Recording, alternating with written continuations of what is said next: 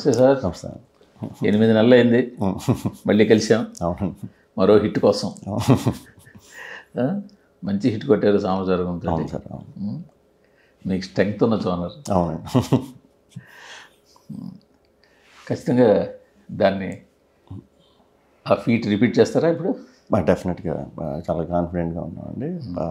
అంటే ఇది ఫస్ట్ నుంచి కూడా సామాజిక వర్గమున ఫ్యామిలీ ఆడియన్స్ని ఎక్కువ టార్గెట్ చేసిన ఎంటర్టైనర్ అండి.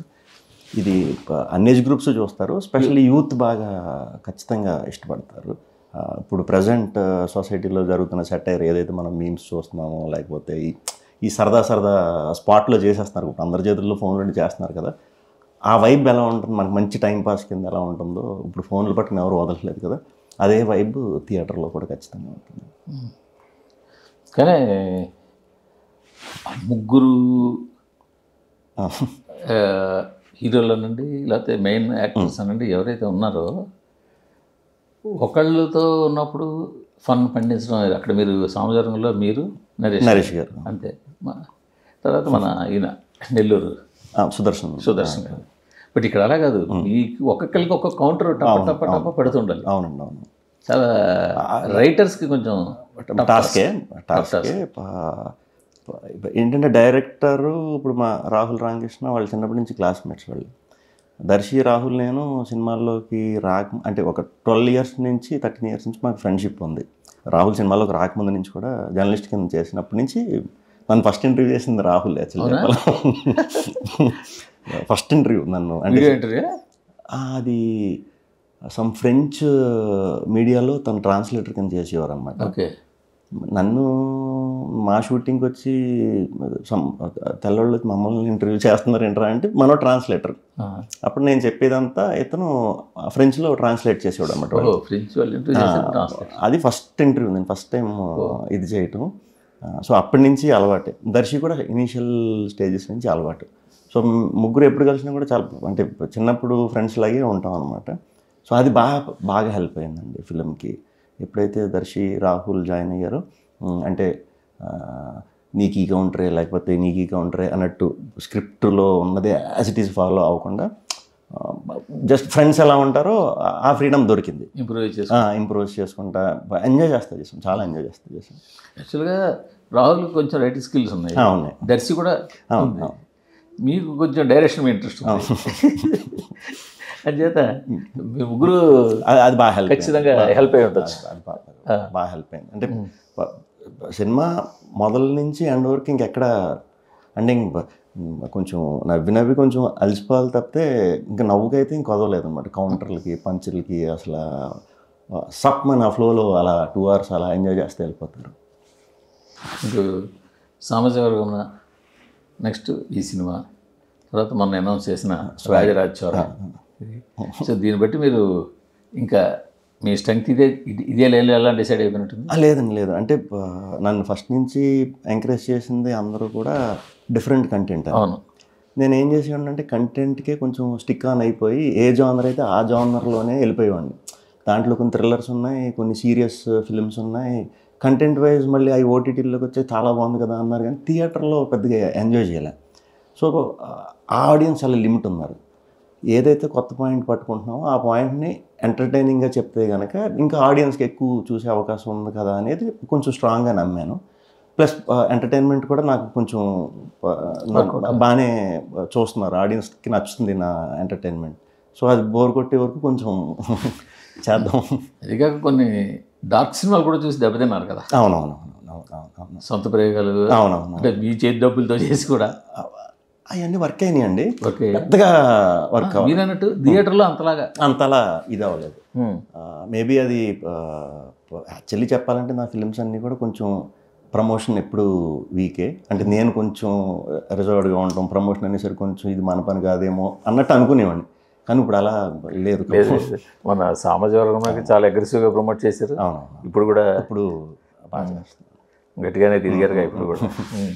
అంటే దీనివల్ల ఏమైనా ఓపెనింగ్ రిజల్ట్ ఉంటుందంటారా యూజువల్? అంటే మీరేం కాదు మామూలు ఇంత ప్రమోషన్ చేయడం వల్ల. డెఫినెట్గా ఉంటుంది, డెఫినెట్గా. అంటే ప్రమోషన్ చేస్తే వెళ్ళాము అంటే వచ్చేస్తారని కాదు, కానీ సినిమా ఉంది అనేది మైండ్లో ఉంటుంది. ఎప్పుడు కూడా మనం ఏం చూసుకోపోయి అట్లీస్ట్ నేనైతే ఈ వీక్లో అట్లీస్ట్ 1-2 డేస్ ఈ వారం సినిమాలు ఏంటి అనేది చూస్తా. అలాగే చాలామంది ఈ వారం సినిమాలు ఏంటి అనేది చూస్తారు, కంపల్సరీ చూస్తారు. తప్పమని మనం కనిపించేసరికి స్ట్రైక్ అయి ఉంటుంది అనమాట, గుర్తు పెట్టుకుని ఉంటారు.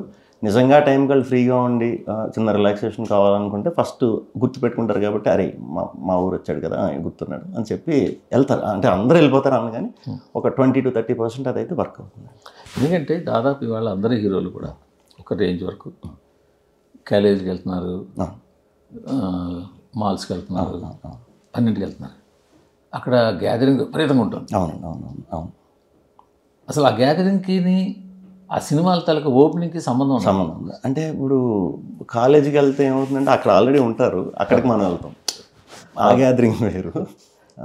పబ్లిక్లో మనం డైరెక్ట్ పబ్లిక్ అప్రోచ్ వెళ్ళిపోయినప్పుడు వాళ్ళు సడన్ థ్రిల్ అవుతారు. ఇప్పుడు కాలేజ్ అంటే ఈ కాలేజీకి వస్తున్నారా యాక్టర్స్, ఫిల్మ్ వాళ్ళు అని చెప్పి ముందే చిన్న ప్రిపరేషన్స్ అయి ఉంటాయి కాబట్టి వాళ్ళు ఎక్స్పెక్ట్ చేస్తారు. అలా కాకుండా ఆల్ ఆఫ్ ఏ సడన్ మొన్న వైజాగ్లో బీచ్ రోడ్లో దిగేసి వెళ్ళిపోయాం సాటర్డే ఈవినింగ్. వాళ్ళందరూ థ్రిల్ అవుతారు కదా, ఏంటి సడన్గా ఎక్కడ తిరుగుతున్నారు ఏంటి వీళ్ళు అని అనుకుంటారు. ఏం హడావిడి టప్పమని దిగిపోయి అందరినీ కలిసేసి చిన్న సినిమాలో బిజినెస్సే పాంప్లెట్లు పంచుతా ఇస్తే చాలా థ్రిల్ అయ్యారు అందరూ. నాకు తెలిసి దాంట్లో డౌట్ లేకుండా ఒక 20-30% అయితే ఆ వీకెండ్కి మన సినిమాకి వస్తారు, నమ్మకం ఉంది, వస్తారు. అంటే ఒక టాక్ అయితే ఉంది ఇండస్ట్రీలో ఏంటంటే టీజరు ట్రైలర్ తోటే జనాలు బేసిక్గా డిసైడ్ చేసేస్తున్నారు. ఈ సినిమాని చూడాలా వద్దా ఒక ఫస్ట్ డిసైడ్ చూస్తే డే 1 తర్వాత చూడాలా. సో ఇదంతా మిగతా పార్ట్ ఏదైతే మీరైతే పబ్లిసిటీ చేస్తున్నారో, అంటే కాలేజీకి వెళ్తున్నారో లేకపోతే ఇంకో దగ్గరికి వెళ్తారు, జస్ట్ వాళ్ళు దాన్ని ఒక ఎంటర్టైన్మెంట్గా తీసుకుంటున్నారేమో. అవ్వచ్చండి, ఎంటర్టైన్మెంట్ కింద కూడా అవ్వచ్చు. ఇది కూడా పార్ట్. కాలేజీకి మీరు వెళ్తే వాళ్ళకి ఎంటర్టైన్మెంట్ డెఫినెట్గా ఎంటర్టైన్మెంటే. అక్కడ కనుక నిజంగా మనం సినిమాలో చేసిన క్యారెక్టర్ రిఫ్లెక్ట్ అయ్యే చిన్న చిన్న సెటైర్లు, చిన్న చిన్న జోకులు వేసామంటే ఖచ్చితంగా అది వాళ్ళు గుర్తుంచేసుకుంటారు. అది గుర్తుంచేసుకుంటారు. టీజర్ ట్రైలర్లో కనిపించినట్టే అలా కనిపించామంటే సినిమాలో కూడా ఇలా ఉంటుందని వస్తారు తప్పకుండా. అంటే టీజర్ ట్రైలర్ బాగుంటేనే ఇవన్నీ, అది జనాల్లోకి వదిలే వరకు మనకు తెలియదు అది ఎలా వర్కౌట్ అవుతుంది అనేది. బట్ లక్కీగా మాకు టీజర్ ట్రైలర్ కూడా చాలా మంచి రెస్పాన్స్ వచ్చింది. మేము ఏదైతే ఎంటర్టైన్మెంట్ ఉంటుంది అనుకున్నామో అదే ఫీల్ అయ్యారు. సో మీ టీజర్కి ముందు ఇమీడియట్గా మంచి రెస్పాన్స్, ట్రైలర్ కూడా బాగా రెస్పాన్స్ వచ్చింది. కానీ ఒకసారి చిన్న డిసప్పాయింట్మెంట్ ఉంటుంది కదా, అంటే ఇంత కష్టపడి ప్రమోషన్ చేసి ఒక 100 కొద్ది ఇంటర్వ్యూలు ఇచ్చి, బొబ్బేలు ఇంటర్వ్యూలు ఇచ్చి, ఎక్కడ ఇంటర్వ్యూలు ఇచ్చి, అడిగిన వాళ్ళని కాదనకుండా వాళ్ళని నొప్పించకుండా అందరితోటి చెప్పిందే చెప్తూ ఉంటారు. తీరా చేస్తే ఓపెనింగ్ దిగకపోతే, సినిమా బాగోలేక ఆడకపోతే అది వేరు. ఇప్పుడు కొంచెం బాగా ఇంత కష్టం, నెల రోజులు టైం కేటాయించి, అది ఇంక ప్రాసెస్ అండి, అది ప్రాసెస్. అది మన సినిమా చేసిన తర్వాత ఇంక డ్యూటీ కంపల్సరీ అది చెయ్యాలి. నాకు తెలిసి ఇంకొక 5 years, ఎవ్రీ 5 years ఒకటి మారుతూ ఉంటుంది కదా. సో మీన్స్ ఆఫ్ ప్రమోషన్ ఇదివరకు టీవీలు, పేపర్లు ఎక్కువ, ఇది ఇప్పుడంతా ఆన్లైన్ అయిపోయింది కదా. మేబీ ఆన్లైన్లోనే ఉండొచ్చేమో ఇంకో 5 years తర్వాత, బయట తిరగక్కర్లేదేమో, అంటే విజిబిలిటీ. సో ప్రస్తుతం ఇది రన్ అవుతుంది కాబట్టి ట్రెండ్. సో అసలు తిరగటం నేనే స్టార్ట్ చేశాను ఫస్ట్, అందరికంటే ఫస్ట్. ఒక 3 years బ్యాక్ నుంచి ప్రతి ఊరు తిరగటం, ప్రతి సినిమాకి ముందు బాగానే అది వర్క్ అయింది. ఒకప్పుడు మామూలుగా ఒక రేంజ్లో తిరిగారు, అలా అలా అలా అలా రేంజ్ మార్పు వేస్తూ అందరూ మీరే అందరూ. ఇప్పుడు మొన్నైతే వెంకటేష్ గారు కూడా, అంత సీనియర్ వెంకటేష్ గారు కూడా, అది అసలు మాకు చాలా షాక్. కాలేజీలకి అంత ఎంటర్టైన్మెంట్, బయట ఆయన తిరుగుతున్నారని చూసి అరే ఆయనే తిరుగుతున్నారని. అదే కదా, అది ఆయన కూడా పాపం స్టేజ్ మీద డ్యాన్స్ చేసి పాటలకు వెళ్ళి అంతా మారిపోతుంది. అంటే ఇప్పుడు మనం పేస్ట్ కొంటాం, పేస్ట్ 20 రూపాయలు, అందరం వాడతాం పేస్ట్ అనేది. దానికి చేసే యాడ్ వచ్చేసరికి ఖర్చు ఒక 5 కోట్లు 10 కోట్లు, దాన్ని పబ్లిసైజ్ చేయడానికి ఇంకో 10 కోట్లు. అలా మారిపోయింది ఇప్పుడు అంతా. ప్రోడక్ట్ కంటే కూడా పబ్లిసైజ్ చేయటమే మెయిన్ ఇది ఎక్కువైపోయింది. ఇప్పుడు ఇది చేయాలంటే ప్రేక్షకుల్లో. ఇది అంటే ఇప్పుడు మీరు 3 క్యారెక్టర్లు ఉండవు, మెయిన్ క్యారెక్టర్లు, ఒక విలేజ్కి వెళ్ళడం, ఇవన్నీ చూస్తే కొంచెం ఈ జాతిరత్నాలు ఫీల్ కలిగే ఉందా? కావాలని అలా అనిపిస్తుందా? లేకపోతే లేదండి, జాతిరత్నాలు ఊరు నుంచి సిటీకి వస్తారు. సేమ్ మేము బ్రోచెల్లో కూడా ఊరు నుంచి సిటీకి వెళ్తాం. ఇది సిటీ నుంచి ఊరికి వెళ్తాం అనమాట. ఆ చిన్న అదైతే ఉంటుంది. మేబీ రాహుల్ దర్శి ఉండటం వల్ల ఇంకా ఇదవుతుంది. బట్ అది ఎంటర్టైనరే, ఇది ఎంటర్టైనరే. బట్ దాని స్ట్రెంత్ చిన్నగా అది థ్రిల్లర్ ఉంటుంది దాంట్లో. ఏది మర్డర్ మిస్టరీ ఇది ఉంటుంది కదా, దీంట్లో ఒక సర్ప్రైజ్ ఇది ఉంటుంది. కొత్త కథ మనం ఎంచుకున్న కథ అయితే చాలా కొత్త పాయింట్, ఇప్పుడు దాకా ఎవరు టచ్ చేయని పాయింటే. దానికి ఎంటర్టైన్మెంట్ ఫుల్గా డోస్ పెంచి. బట్ అది కూడా మీకు అడ్వాంటేజే కదా. అడ్వాంటేజ్, డెఫినెట్గా అడ్వాంటేజ్. కానీ పోలికలో చూడాలనిపిస్తుంది, ఎందుకంటే అది బ్లాక్ బస్టర్ కాబట్టి ఖచ్చితంగా అది మీకు అడ్వాంటేజ్. కానీ ఇందులో మొత్తం కథ అంతా విలేజ్లో నడిపేస్తున్నారా? మొత్తం కాదండి, కాలేజ్ ఎపిసోడ్ అంతా ఉంటుంది. ఒక 20-25 మినిట్స్ ఇనీషియల్ స్టేజ్ అంతా కాలేజ్ ఎంటర్టైన్మెంట్ ఉంటుంది. College entertainment. వీళ్ళు అసలు వీళ్ళు పిహెచ్డీలు ఎలా ఫినిష్ చేశారు, ఎలా డాక్టరేట్లు ఎలా వచ్చినాయి, ఇదంతా ఉంటుంది. ఇక్కడ నుంచి విలేజ్కి మారుతుంది. విలేజ్కి మారాక చాలా అంటే విలేజ్ మనం రెగ్యులర్గా చూసే విలేజ్ టైప్ కాదు, చిన్న ఇంట్రెస్టింగ్ విలేజ్ అది.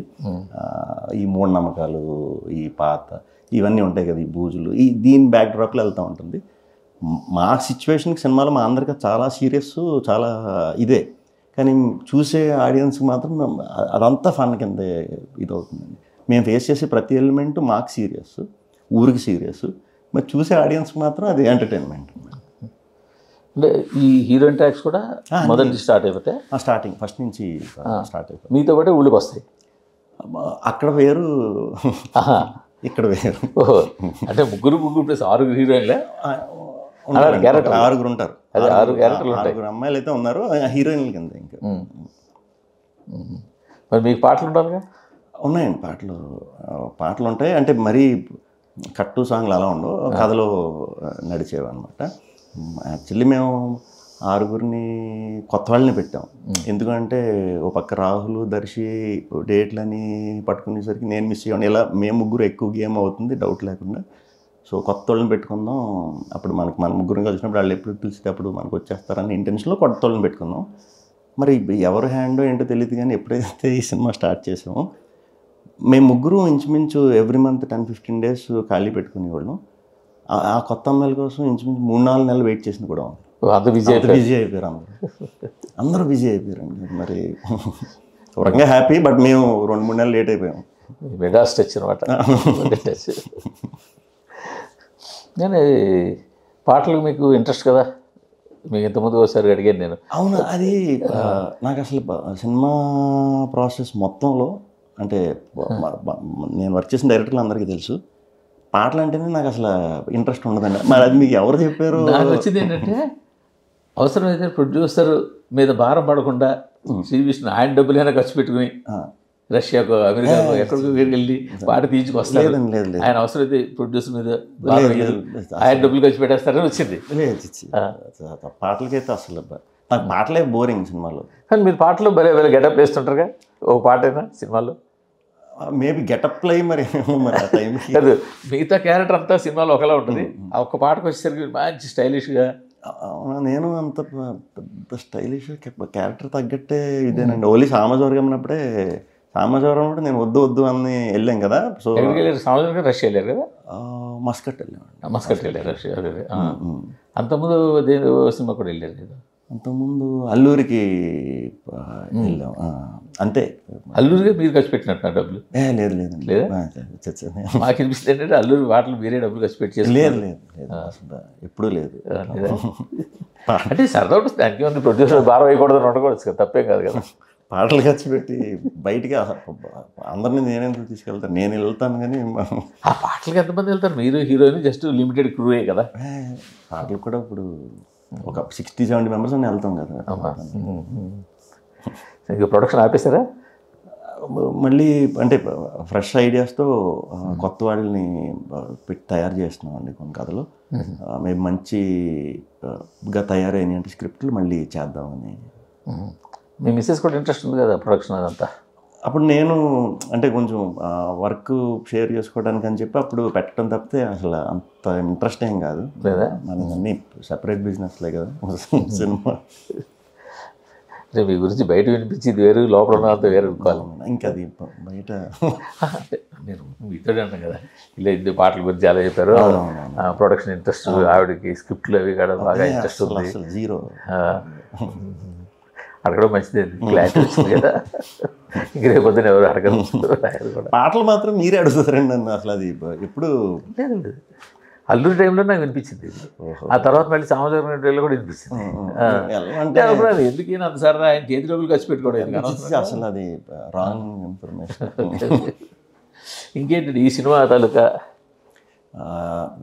మీ ముగ్గురు తప్పితే ఇంకా ఇంట్రెస్టింగ్ అంటే ఇది లాక్డౌన్ టైంలో నాకు హర్ష పాయింట్ చెప్పాడండి, చాలా బాగుంది పాయింట్. లాక్డౌన్ తర్వాత అందరూ మూడ్లు అంటే నా మూడే, అరే ఏంటి కోవిడ్ వస్తే ఆల్ ఆఫ్ వేసాడని 1 రోజులు మాయమైపోతాం, ఏంటి ఇంత ఇలాంటివి కూడా జరగవచ్చు అనేది ఫేస్ చేసాం. అప్పుడంటే స్లో మర్చిపోతున్నాం.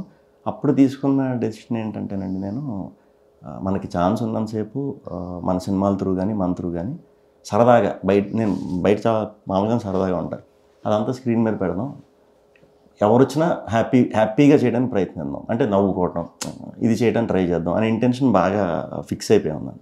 అలాంటి టైంలో ఈ పాయింట్ చెప్పినప్పుడు ఈ పాయింట్ అంత ఈజీగా మరి ఎవరికి ఎందుకు రాలేదు నాకు తెలియదు ఇప్పుడు దాకా. చాలా బ్రహ్మాండమైన పాయింట్ అండి అది. దీన్ని ఎంటర్టైన్మెంట్ కిందే చెప్దాం అని ఫిక్స్ అయ్యాం. కోర్ పాయింట్ వచ్చేసి కొంచెం ఇంట్రెస్టింగ్ చిన్న మిస్టరీ స్టైల్లో ఉండేది. దీన్ని ఎంటర్టైన్మెంట్ కింద చెప్దాం అన్న తర్వాత స్లోగా డెవలప్ అవుతా వచ్చిన తర్వాత రాహుల్ దర్శి కనిపించారు యాక్చువల్లీ క్యారెక్టర్స్లో. వీళ్ళుంటే నాకు బ్రోచే గుర్తొచ్చింది, ఉంటే బాగుంటుంది అనుకుంటే డైరెక్టర్ కూడా అదే చెప్పడంతో సరే ముందు వాళ్ళకి చెప్దాం అని చెప్పి వాళ్ళకి చెప్పడం, వాళ్ళకి చాలా బాగా నచ్చడం, ఇమ్మీడియట్గా స్టార్ట్ చేయటం. యువి వంశన్న చాలా బాగా సపోర్ట్ చేశారు మాకు. At the same time team Srikanth అనే కొత్త ఆర్ట్ డైరెక్టర్, రాజ్ తోటలాగా తెలిసిన కెమెరామెన్ మనకి, విజయ్ గారు ఎడిటర్, ఈ team Sunny MR especially. Sunny ఇంతకుముందు చేసే 3 years గ్యాప్లో ఉన్నారు కదా, అసలు అతర కొట్టేశాడు. బీజిఎం అయితే అసలు కుర్రోళ్ళకి అదిరిపోతుంది. ప్రజెంట్ ట్రెండ్ మ్యూజిక్ అంతా అదే కావాలి. అసలు ఏమాత్రం నాట్ 1% ఓల్డ్ స్మెల్ ఉంటే ఎవరు దాన్ని పక్కన పెట్టేస్తాం. ఎరగదీశాడు సన్నీ. మళ్ళీ గ్యాప్ తర్వాత మళ్ళీ నెక్స్ట్ ఇప్పుడు కొత్తగా వచ్చే వేళలో మళ్ళీ సెన్స్ అంటే బౌన్స్ బ్యాక్ అంటారు కదా, భలే. బట్ మీరు వచ్చి రిలీజ్ చేసినంతవరకు వచ్చిన కంటెంట్ విజువల్ చూస్తే మీ గెటప్లు అవన్నీ సంథింగ్ చిత్రంగా సైన్స్ టచ్గా సైన్స్ దగ్గర ఉన్నాయి. అక్కడ యాక్టివిటీస్ అవన్నీ చూస్తే చిన్న హర్రర్ టచ్, మూఢనమ్మకాలు మళ్ళీ అవి కనిపిస్తాయి. అవును. మళ్ళీ రెండింటి మధ్యలో కొద్దిగా లోకల్ రాజకీయాలు, విలేజ్ అవన్నీ కనిపిస్తాయి. ఈ కథ అంటే చాలా పెద్ద స్పాన్ ఉన్న కదా ఏంటి ఇదంతా, లేకపోతే అది మొత్తం ఎంత ఒకటి దీంట్లో లేదండి. అంటే ఒక ఊరు తీసుకున్నప్పుడు ఊరిలో అన్నీ ఉంటాయి. ప్రతి గ్రామంకి మనం చూస్తే కనుక అన్నీ ఉంటాయి. దాంట్లో సెటిల్మెంట్లు ఉంటాయి, అల్లర్లు ఉంటాయి, యూత్ ఉంటారు, అలాగే పెద్ద మనుషులు డిస్కషన్లు ఉంటాయి, దొంగతనాలు ఉంటాయి, ఇలాంటి బ్లాక్ మ్యాజిక్లు ఇలాంటివి ఉంటాయి. ఒక ఊరు తీసుకుంటే అన్నీ ఉంటాయి ఊర్లో. ఇప్పుడు సినిమాలు కూడా అన్నీ ఉంటాయి. అన్నీ ఉంటాయండి. అంటే వీళ్ళు ఊరంతా తిరుగుతూ ఉంటారు అనమాట. వీళ్ళు పబ్లిసైజ్ చేసుకోవడానికి వీళ్ళ A to Z సొల్యూషన్స్ తిరుగుతూ ఉంటారు. తిరిగే ప్రాసెస్లో ఊరంతా వీళ్ళని విపరీతంగా అభిమానించేస్తుంది. అంటే కాలేజీలో అయితే ఎలా అయితే కింగ్లా బతికారో మళ్ళీ ఊరు వచ్చిన తర్వాత కూడా మళ్ళీ ఊరికి కింగ్లు అవుతారనమాట. ఈ ప్రాసెస్లో వచ్చే ఎంటర్టైన్మెంట్ మన కింగుల్లో ఏదో డ్రీమ్ సాంగ్ కూడా పెట్టారు. డ్రీమ్ కదండి, వాళ్ళు అలాగే ఉంటారు. అవునా? కాలేజ్ లైఫ్ అంతా అది ముందు ఫస్ట్ హాఫ్లో వచ్చేస్తే ఫస్ట్ ఓపెనింగ్ సాంగ్ బాగుంటుంది. ఇంట్రెస్టింగ్. చిన్న కొద్దిగా యూత్ని లాగడానికి రొమాంటిక్ అడల్ట్ టచ్ కూడా ఇచ్చినట్టున్నారు. 2-3 షాట్లు వేశారు. ఆ షాట్లు అలా పడి అది ఆ మాత్రం కూడా లేకపోతే రాదు కదా. అది కూడా పార్ట్ ఆఫ్ ఎంటర్టైన్మెంట్ కదా. అవును. సినిమాకి వస్తే ఇంకా ఎంత ఎంటర్టైన్మెంట్ సినిమా తీసుకొచ్చినా ఒక ఎండ్కి వచ్చేసరికి ఒక ఎమోషన్కో లేకపోతే ఒక హై మూమెంట్కో చేరాల్సిందే. సో ఇది సెకండ్ హాఫ్. అది ఇప్పుడు ఎలా ఉంటుందంటే సెకండ్ హాఫ్ స్టార్టింగ్లోనూ ప్రీ క్లైమాక్స్ ఉంటుంది. సాధారణంగా ఇలాంటి సినిమాలన్నీ అక్కడ కొంచెం డౌన్ అవ్వడం కానీ ఇలాంటివి జరుగుతుంటాయి. ఈ సినిమా మీరు చూస్తుంటారు కదా, ఎలా ఉంది? ఎంత నవ్వించామో ఇప్పుడు దాకా ఇది ఎవరికీ చెప్పలేదు. ఎంత నవ్వు అని అంటున్నాను. ఎంత నవ్వించామో అంత ఫీల్తో బయటకు వస్తారు. మరి అందుకని అడిగాను, ఎలాంటి సినిమా అక్కడికి వెళ్ళిన తర్వాత అలాగే వెళ్ళాలి. అంటే ఈ జానర్కి ఇలాంటి క్లైమాక్స్ వస్తుందని నేను నిజంగా అనుకోలేదు. అవునా? నేను నిజంగా అనుకోలేదు. కొత్త పాయింట్ చెప్తున్నారు. బట్ ఇంత ఎంటర్టైన్మెంట్ ఉన్నప్పుడు చాలు అని అనుకున్నా. బట్ అంతలా టర్న్ చేసింది మాత్రం సన్నీ ఎఫెక్ట్ అండి, సన్నీ ఎంఆర్ ఎఫెక్ట్. అది రాత్రే చూశాను అనమాట. చాలా థ్రిల్ అయిపోయాను. అంటే వావ్ అనుకున్నా. చాలు. ఫైనల్గా మొత్తం చూసారా? మొత్తం చూసుకున్నానండి. Very happy. డెఫినెట్గా ఆడియన్స్ అయితే పెట్టిన డబ్బులకి పైసా వస్తుంది. షూర్. మీరు చెప్పారంటే దాన్ని కోర్ పాయింట్ చెప్పకపోయినా అది ఫీల్తో బయటకు వచ్చారు అంటే ఏదో సంథింగ్ ఉండాలి. ఆ ఒక్క పార్ట్ తప్ప మిగతా అంతా నవ్వుతారు. ఆ పార్ట్ చిన్న లైట్ హార్టెడ్ పీపుల్ అయితే ఖచ్చితంగా వచ్చేస్తాయి. సరదాగానే. అంటే ఆ నీళ్ళు వచ్చినప్పుడు కూడా నవ్వుకుంటానే అలా వస్తాయి. సార్ ఎంత కామెడీ సినిమా అయినా ఆ టచ్ ఉంటే ఉండాలి. ఉంటేనే అది లెవెల్ ఫుల్ బిల్స్ అవుతుంది. అవును, హ్యాపీ సాటిస్ఫాక్షన్ వస్తుంది. ఇది ఏంటిది సీక్వెల్ కింద వస్తుందా ఏంటిది? రాజరాజ చోర ప్రీక్వెల్ అండి. ప్రీక్వెలా? ప్రీక్వెల్. అది ప్రీక్వెల్ అంటే కూడా ఇప్పుడు నేను అది మరి రాజరాజ చోర భాస్కర్ అనే ఒకటి కాదు కదా, దానికి ప్రీక్వెల్ ఏముంటుందని అనుకోవచ్చు. అదంతా ఒక ఇంకప్పుడే అది చెప్పొచ్చో తెలియదు. అదొక వంశం స్టోరీ అనమాట. ఆ వంశంలో ఇప్పుడు మనం పెట్టారు ఏదో వంశం కూడా పెట్టారు. వంశం స్వాగనిక వంశం పెట్టారు. మగజాతికి రిప్రజెంటేటివ్ వంశం అండి అది. అది చాలా ఇంట్రెస్టింగ్గా ఉంటుంది. అదే కానీ ముందు అనౌన్స్మెంట్ రావడం కానీ అంటే సినిమాలకి ఇవాళ ఏంటంటే ఆ డే వన్ నుంచి ఆ ఇంట్రెస్ట్ జనరేట్ చేసుకుంటారు. అప్పుడు ఇందాక మనం అనుకున్నట్టు వాళ్ళు డిసైడ్ అయిపోతారు చూడాలని. సో అదైతే తీసుకొచ్చారు, డౌట్ లేకుండా. అది అంత రెస్పాన్స్ వస్తుంది. నేను చాలా బాగా. నెక్స్ట్ ఏం చేస్తున్నారు సార్? ఒక థ్రిల్లర్ ఒకటి ఆల్రెడీ షూట్లో ఉందండి ఇప్పుడు ప్రజెంట్. హుసేన్ షా కిరణ్ డైరెక్షన్లో. నెక్స్ట్ గీతా ఆర్ట్స్ది స్టార్ట్ చేయాలి నెక్స్ట్ మంత్. అది ఎంటర్టైన్మెంట్ అండి. అది మళ్ళీ కొత్త కదే, లవ్ స్టోరీ. ఫస్ట్ టైం నేను ట్రయాంగిల్ లవ్ స్టోరీ చేస్తున్నా. Triangle love story.